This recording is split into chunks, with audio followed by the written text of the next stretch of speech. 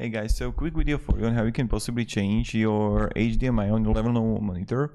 So to do it, I don't know what kind of monitor you have, but how to change it is that when you would come to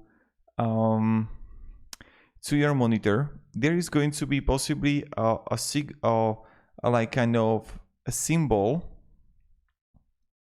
called input change, switches the video input source. So what you can do is that first try to go to menu and you want to locate something, the icon like this.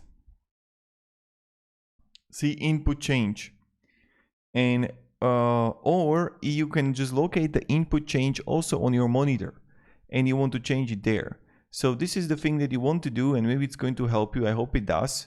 So that's how it works and what you need to do. So thank you very much for watching and have a great day and goodbye.